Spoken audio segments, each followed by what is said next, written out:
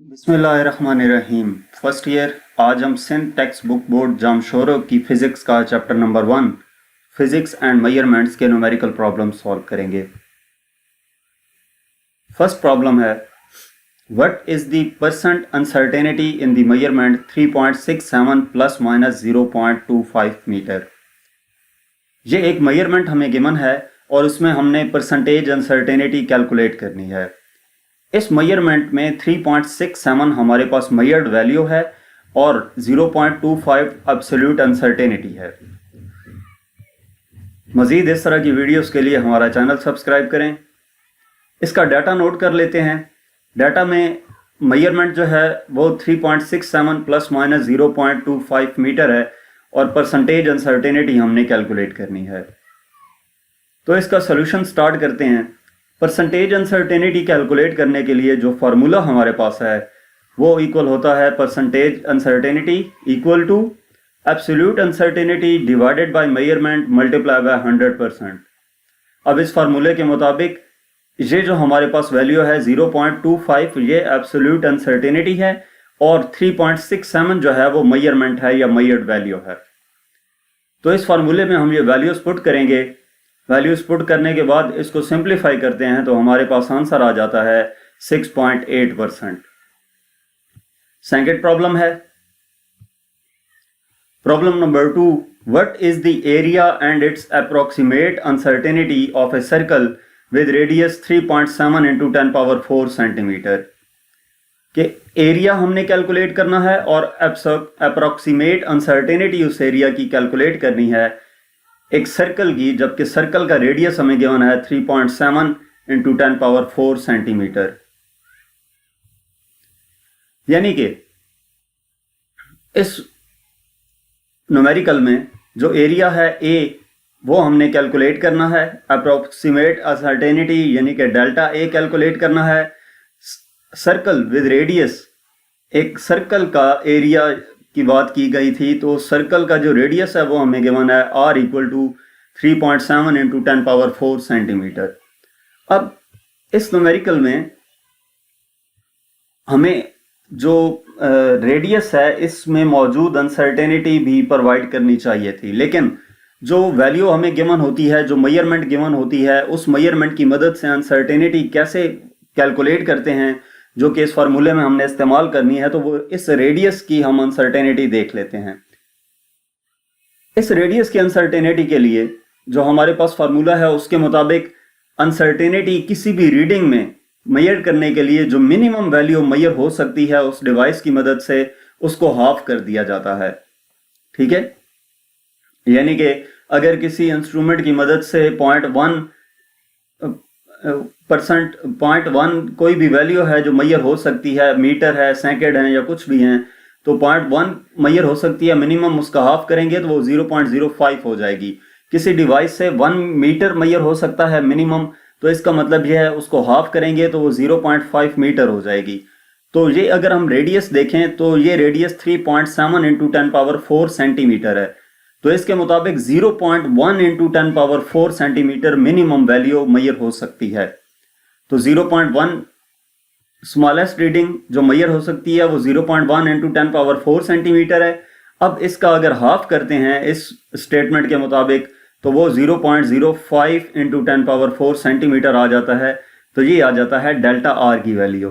ठीक है, ये रेडियस है, जो रेडियस की मेजरमेंट है, और ये उस रेडियस की मेजरमेंट में जो अनसर्टेनिटी वो है। तो अब इसका हम सोल्यूशन देखते हैं। सोल्यूशन के लिए सबसे पहले हम मेजरमेंट कैलकुलेट करेंगे ए। तो एरिया कैलकुलेट करने के लिए जो फार्मूला है, सर्कल का एरिया इक्वल होता है पाई आर स्क्वायर के। इसमें वैल्यूज पुट करेंगे। पाई की वैल्यू 3.14 और आर की वैल्यू हमें गिवन है 3.7 इंटू 10 पावर 4 का स्क्वायर।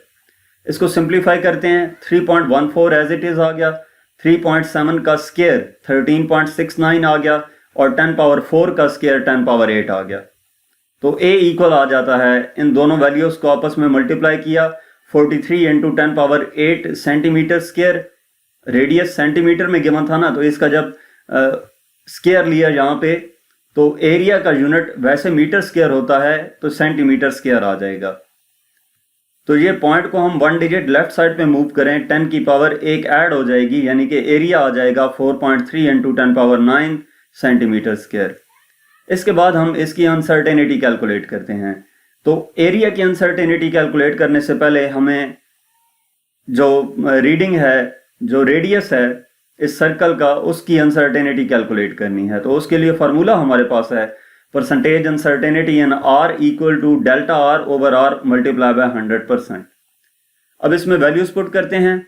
तो percentage uncertainty in R equal होगी डेल्टा आर की वैल्यू 0.05 इंटू 10 पावर 4, ये मैंने आपको बताया था कि इस रीडिंग की मदद से कैसे नोट करनी है, डिवाइडेड बाय आर, ये वैल्यू भी गिवन है, मल्टीप्लाई बाय 100%। इसको सिंप्लीफाई करते हैं, ये data as it is note कर लिया। तो percentage uncertainty in R 0.013 multiply by 100%, ये इक्वल आ जाती है 1.3% के। इसके बाद हम क्या करेंगे कि परसेंटेज अनसर्टेनिटी इन ए देखेंगे। अब एरिया में परसेंटेज अनसर्टेनिटी के लिए फॉर्मूला हमारे पास था पाई आर स्क्वायर। तो जो पावर होती है वो पहले लिख दी जाती है और जो आर के अंदर अनसर्टेनिटी थी वो बाद में उस आएगी, यानी कि उससे वो पावर जो थी वो मल्टीप्लाई होगी। तो आर में अनसर्टेनिटी जो थी वो 1.3% थी, तो ये 2 इंटू 1.3%, ये 2.6% आ गया।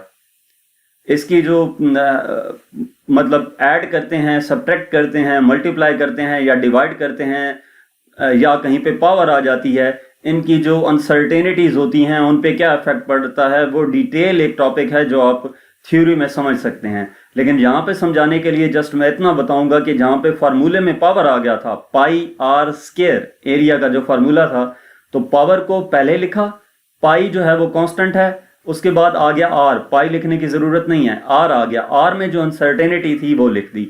तो ये 1.3 मल्टीप्लाई बाय 2, 2.6% अनसर्टेनिटी आ गई ए में। तो अब परसेंटेज अनसर्टेनिटी इन ए किसकी इक्वल होगी, delta A over A multiply by 100%।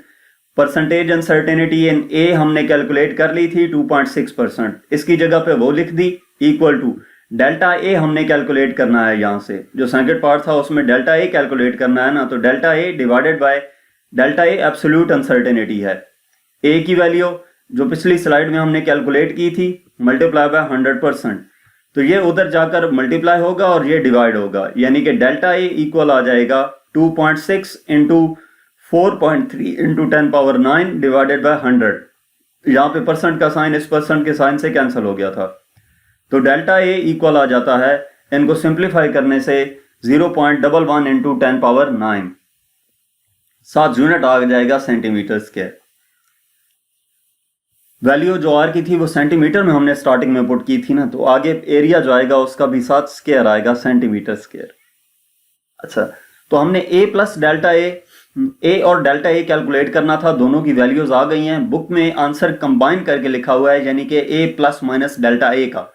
तो ए प्लस माइनस डेल्टा ए किसकी इक्वल होगा, ए की वैल्यू जो पिछली स्लाइड में कैलकुलेट की प्लस माइनस डेल्टा ए की वैल्यू जो अभी कैलकुलेट की है। यहाँ पे 10 पावर 9 जो है वो कॉमन आ जाता है, तो 4.3 plus minus 0.11 into 10 power 9 centimetre square इसका एरिया और अनसर्टेनिटी का आंसर आ गया।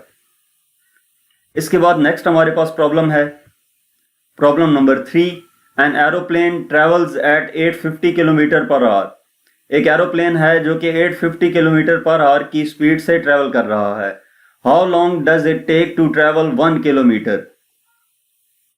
1 किलोमीटर ट्रेवल करने के लिए वो कितना टाइम लगाएगा, यानी कि ये एक स्पीड गिवन है उसकी, हमने टाइम कैलकुलेट करना है, जबकि उसकी वेलोसिटी डिस्टेंस हमें गिवन है, वेलोसिटी और डिस्टेंस गिवन है, तो टाइम कैलकुलेट करना है।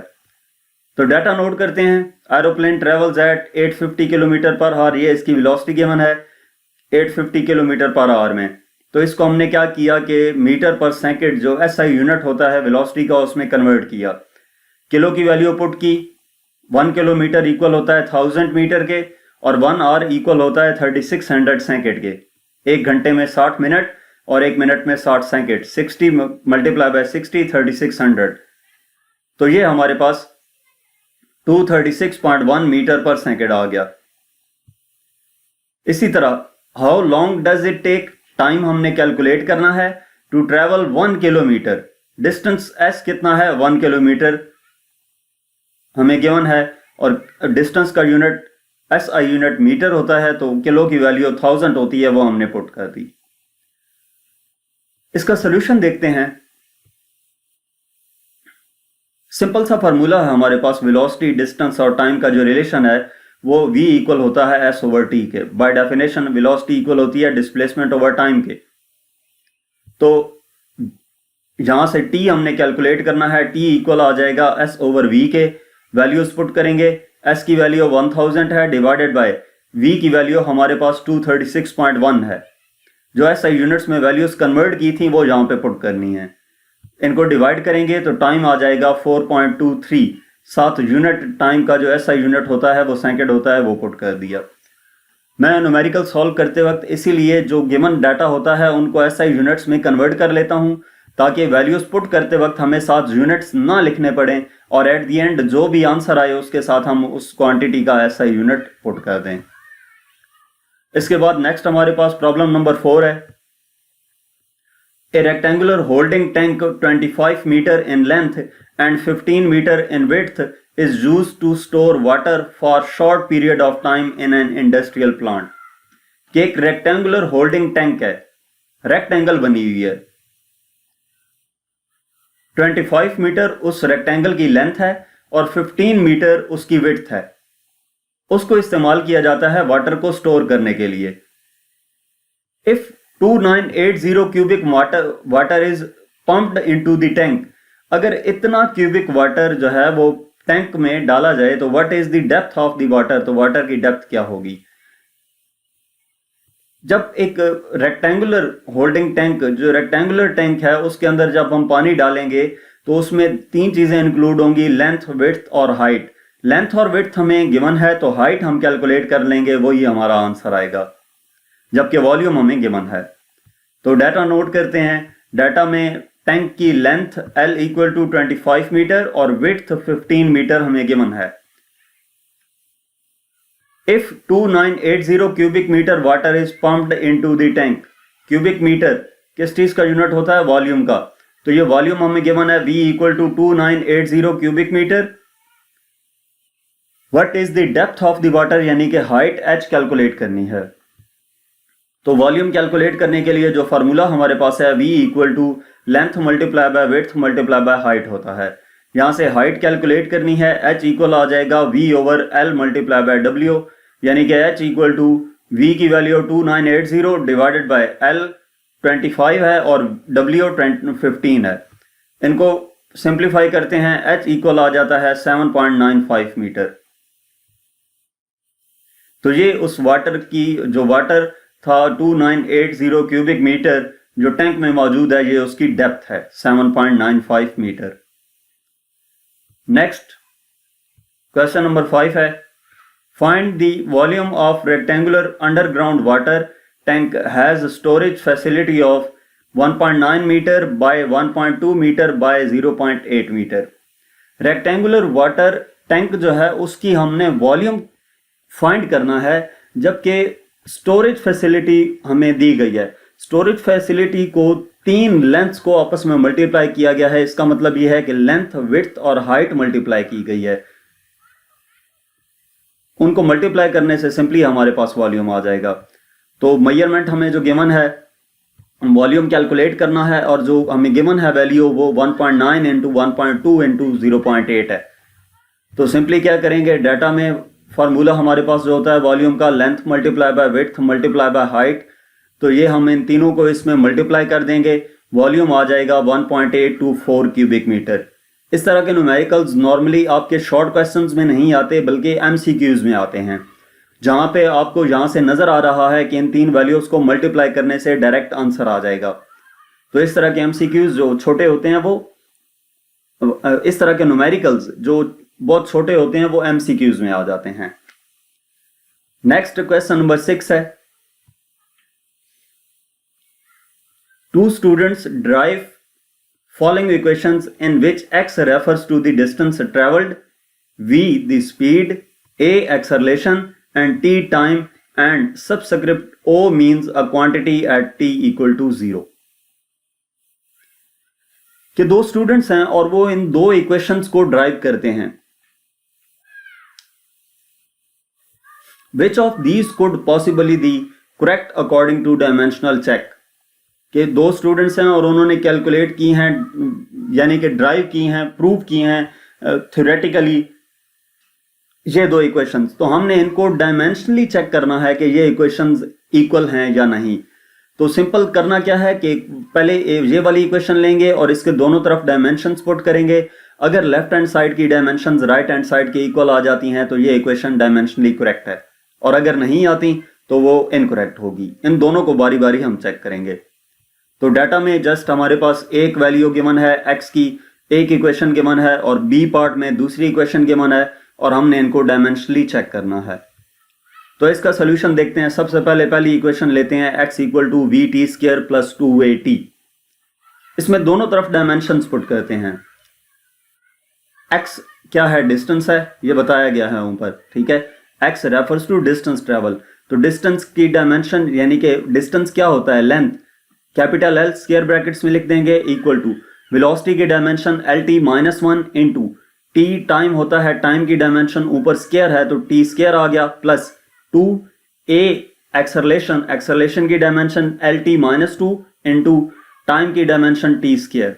तो इनको सिंप्लीफाई करते हैं, ये L इक्वल आ जाता है t की पावर 2 और माइनस 1, t की पावर 1 रह जाएगा, यानी कि LT प्लस यहां पे t पावर माइनस 2 और प्लस 2 कैंसिल, तो सिर्फ L रह जाएगा। अब इस इक्वेशन को अगर हम देखें तो left hand side right hand side के इक्वल नहीं आ रही, इसका मतलब यह है कि this equation is dimensionally incorrect. इसके बाद सेकंड इक्वेशन को चेक करते हैं। x equal to V naught T plus 2at square. x distance है यानी कि लेंथ है, तो इसका हमने कैपिटल L स्क्वायर ब्रैकेट्स में लिख दिया। वी नॉट टी, यहां पे नॉट से क्या मुराद थी? t the time and the subscript o means a quantity at time t equal to 0, यानी कि टाइम t equal to 0 पे जो क्वांटिटी होगी उसके साथ नॉट लिखा होगा, v नॉट, ठीक है।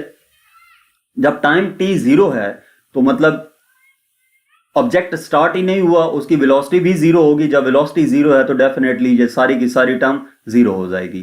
प्लस 2 कांस्टेंट है, इसकी डायमेंशन नहीं लिखनी।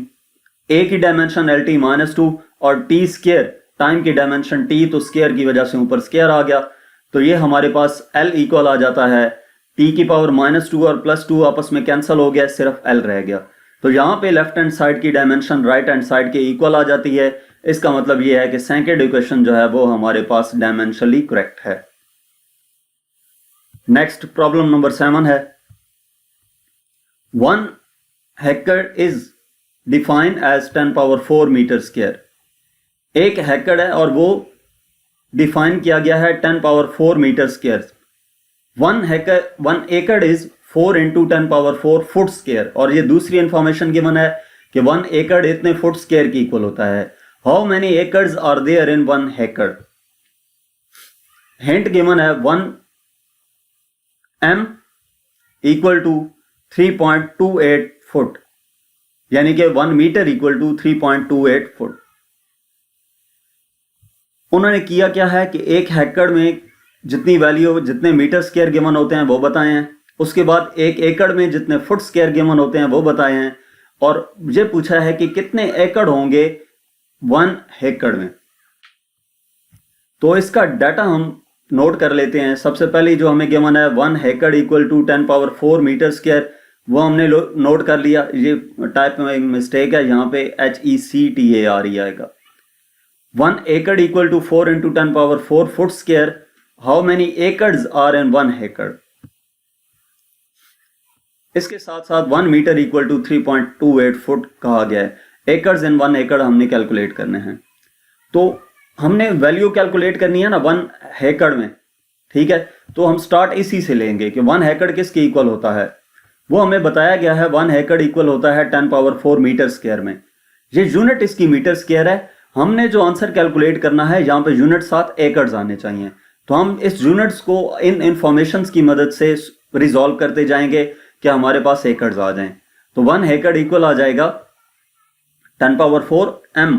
1 m किसकी इक्वल था? 1 मीटर 3.28 फुट के इक्वल था। तो 3.28 फुट का स्क्वायर आ जाएगा। m की जगह पे 3.28 फुट लिख दिया। इसका स्क्वायर ओपन करें तो 10 पावर 4 3.28 का स्क्वायर इंटू फुट का स्क्वायर। अब 1 फुट कितने एकड़ के इक्वल था, ये हमारे पास इक्वेशन है ना, 1 एकड़ equal to 4 into 10 power 4 foot square. तो इसका मतलब ये है कि इस इक्वेशन से 1 फुट स्क्वायर इक्वल होगा 1/4 इंटू 10 पावर 4 एकड़।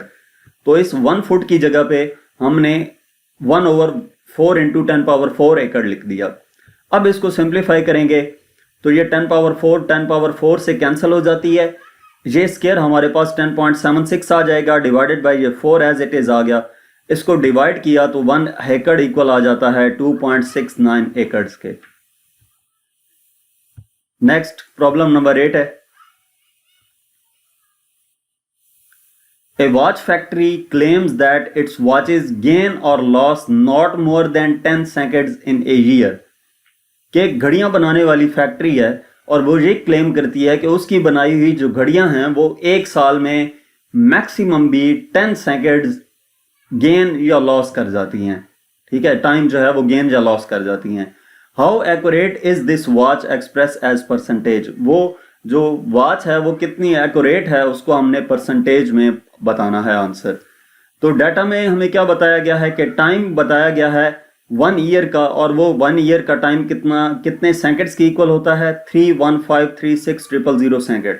ये हमें कैसे पता चला, 1 ईयर उनको सेकंड्स में कन्वर्ट करना है। एक साल में 365 डेज होते हैं, 1 डे में 24 आवर्स होते हैं, 1 आवर में 60 मिनट होते हैं और 1 मिनट में 60 सेकंड्स होते हैं। तो इन तमाम टर्म्स को हम मल्टीप्लाई करते हैं, यानी कि 365 multiply by 24 multiply by 60 multiply by 60, तो वो 3153600 सेकंड आ जाता है। और इसमें जो अनसर्टेनिटी है वो कितनी बताई गई है कि 10 सेकंड वो लॉस या गेन करता है। तो डेल्टा टी की वैल्यू +-10% 10 सेकंड गिवन है। परसेंटेज अनसर्टेनिटी हमने कैलकुलेट करनी है, यानी कि जिस तरह फर्स्ट प्रॉब्लम हमने सॉल्व किया था ना इस चैप्टर का, वही उसी तरह का है ये कि अनसर्टेनिटी हमने कैलकुलेट करनी है परसेंटेज अनसर्टेनिटी। तो परसेंटेज अनसर्टेनिटी कैलकुलेट करने के लिए जो फार्मूला है वो इक्वल होता है delta T over T multiply by 100%। Absolute uncertainty divided by measurement multiply by 100%। तो इसकी वैल्यूज हमें गिवन है वो पुट कर देते हैं। 10 डेल्टा टी की वैल्यू आ गई डिवाइडेड बाय टी की वैल्यू 3153600 मल्टीप्लाई बाय 100%। इसको सिंप्लीफाई करेंगे तो ये 2 0 इन 2 0 से कैंसिल हो गया और 1 0 इस 0 से कैंसिल हुआ, बाकी 1 डिवाइडेड बाय 31536 रह गया। इसको डिवाइड किया तो ये आंसर आ जाता है 3.17 इंटू 10 पावर -5%। तो ये हमने उस परसेंटेज में उन क्लॉक्स वॉचेस के बारे में बता दिया कि वो कितनी जो हैं एक्यूरेट हैं। नेक्स्ट इस चैप्टर का लास्ट प्रॉब्लम है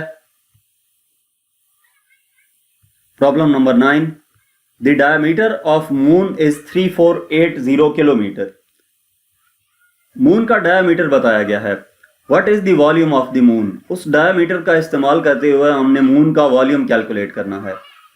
how many moons would be needed to create a volume equal to earth. कितने मून्स रिक्वायर्ड होंगे कि उनको मिलाने से उनका जो रेडियस है वो उनका जो वॉल्यूम है वो इक्वल है अर्थ के वॉल्यूम के। ठीक है, और इसके साथ साथ अर्थ का रेडियस भी हमें बताया गया है। तो इस स्टेटमेंट की मदद से हम डाटा नोट करते हैं कि diameter of the moon D 3480 kilometre. इसको हम ऐसा यूनिट मीटर में कन्वर्ट करेंगे। तो 3480 का मतलब यह है कि पॉइंट को हम 3 डिजिट लेफ्ट साइड पे मूव करें तो 10 पावर 3 आ जाएगा। 3.48 इंटू 10 पावर 3 किलोमीटर। किलो की वैल्यू होती है 10 पावर 3। ये 3 और ये 10 पावर 3 मिलकर 10 पावर 6 हो जाएंगे। तो ये 3.48 इंटू 10 पावर 6 मीटर आ गया। किलोमीटर्स को मीटर्स में कन्वर्ट कर लिया। इसके बाद कहा गया है what is the volume of the moon. Volume of the moon calculate करने के लिए हमें रेडियस की जरूरत पड़ेगी। तो इस डायमीटर की मदद से रेडियस कैलकुलेट कर लेते हैं कि radius of the moon equal होगा डायमीटर का हाफ। रेडियस किसी भी सर्कल का जो रेडियस होता है वो उसके डायमीटर का हाफ होता है। तो इस डायमीटर की वैल्यू को हम 2 से डिवाइड करेंगे, 1.76 इंटू 10⁻6 मीटर आ जाएगी। ये डायमीटर की वैल्यू अभी हमने ऊपर ये लिखी थी कन्वर्ट करके, ऐसा यूनिट में कन्वर्ट करके। What is the volume of the moon, VM calculate करना है। Next, how many moons would be needed to create a volume equal to that of earth, यानी कि VE divided by VM calculate करना है। Volume of earth equal divided by volume of moon, और radius of the earth RE given है, RE equal आएगा, वो भी आपने यहां पे नोट कर लेना है। वो सिर्फ जो है तरतीब इनकी आगे पीछे हो गई है, तो वो एंड पे आपके पास जहां पे शो हो जाएगा। जो अर्थ का रेडियस है वो भी आपने यहां पे नोट डाउन कर लेना है। अब हम पहले वॉल्यूम कैलकुलेट करते हैं मून का। तो वॉल्यूम कैलकुलेट करने के लिए जो फार्मूला होता है VM equal to 4/3 pi R cube. Volume का फार्मूला कोई भी सफेयर, जो मून है वो सफेयर की फॉर्म में है ना, तो सफेयर का वॉल्यूम कैलकुलेट करने के लिए जो फार्मूला है वो V इक्वल होता है 4/3 पाई आर क्यूब के। तो मून की वजह से VM equal to 4/3 pi R M cube लिख दिया। जो M है वो मून को रिप्रेजेंट कर रहा है। VM इक्वल आ जाएगा 4/3 इंटू पाई की वैल्यू 3.14 इंटू R की वैल्यू रेडियस जो है 1.74 इंटू 10⁻6 आ जाता है, और इसकी पावर आ जाएगी 3, यानी कि VM इक्वल आ जाएगा 4/3 को डिवाइड किया 1.33, 3.14 एज इट इज, 1.74 का क्यूब 5.27 इंटू 10⁻6 का क्यूब 10⁻18 आ गया। इनको सिंप्लीफाई किया तो ये 22 इंटू 10⁻18 आ जाता है। ये और ये आपस में मल्टीप्लाई की तो 22 आ गया इंटू 10⁻18 एज इट इज, और वॉल्यूम का यूनिट क्यूबिक मीटर होता है तो वो साथ लिख दिया। यानी कि जो हमारे पास वॉल्यूम आ गया है वो होगा 2.2 इंटू 10⁻19 क्यूबिक मीटर के। पॉइंट को यहां से 1 डिजिट लेफ्ट साइड पे मूव कर दिया तो ये पावर एक ऐड हो गई है, 2.2 इंटू 10⁻19 क्यूबिक मीटर आ गया। नेक्स्ट हमने VE बाय VM कैलकुलेट करना है। तो VE बाय VM किसकी इक्वल होगा, हम फार्मूला पुट कर देंगे इनका। VE का फार्मूला 4/3 पाई RE क्यूब, और VM का फार्मूला 4/3 पाई RM क्यूब। वॉल्यूम है, चाहे अर्थ है चाहे मून है, दोनों सफेयर की फॉर्म में है, और सफेयर का जो फार्मूला होता है वो 4/3 पाई R क्यूब होता है। अब ये 4/3 से कैंसिल हो जाएगा, पाई से कैंसिल हो जाता है, तो VE ओवर VM किसकी इक्वल आ जाएगा, RE cube over RM cube के। ठीक है, ये जो रेडियस है वो अपने डाटा में यहां पे ये नोट कर लेना है कि रेडियस ऑफ द अर्थ इस वैल्यू के इक्वल होता है। 46380 किलोमीटर हमें गिवन था। यहाँ पे पॉइंट को 3 डिजिट लेफ्ट साइड पे मूव किया, 6.38 इंटू 10⁻3 किलोमीटर आ गया। किलो की वैल्यू 10⁻3 होती है, तो ये 10⁻3 और ये 10⁻3 मिलकर 10⁻6 हो जाएंगे। तो अब इस जो हमने एक्सप्रेशन ये कैलकुलेट किया है, ड्राइव किया है, इसकी मदद से इसमें हम वैल्यूज पुट करेंगे। VE ओवर VM इक्वल आ जाएगा RE की वैल्यू 6.38 इंटू 10⁻6 का क्यूब डिवाइडेड बाय RM की वैल्यू 1.74 इंटू 10⁻6 का क्यूब आ गया। इनका क्यूब हम कैलकुलेटर की मदद से सॉल्व करेंगे। 6.38 का क्यूब 260 आ जाएगा, और ये पावर की पावर मल्टीप्लाई हो जाएगी 10⁻18। इसी तरह हमारे पास 1.74 का क्यूब 5.27 और 10⁻6 की पावर 3 यानी कि 10⁻18 हो जाएगी। तो ये 10⁻18 से कैंसल, 260 डिवाइडेड बाय 5.27, तो ये VE ओवर VM इक्वल आ जाएगा 49.3 के। तो इसका मतलब ये हुआ कि हमें 49.3 मून्स रिक्वायर्ड होंगे क्यों उनका वॉल्यूम जो है 49.3 volume of the moons equal होंगे 1 वॉल्यूम ऑफ द अर्थ के। तो यहां तक हमारे पास इस चैप्टर के न्यूमेरिकल प्रॉब्लम्स थे। मजीद किसी भी चैप्टर के एक्सरसाइज के सॉल्यूशंस देखने के लिए आप हमारा चैनल विजिट कर सकते हैं। इसके अलावा अगर आप किसी भी सब्जेक्ट की ऑनलाइन जो होम ट्यूशन पढ़ना चाहते हैं तो व्हाट्सएप पे कांटेक्ट कर सकते हैं। Thank you.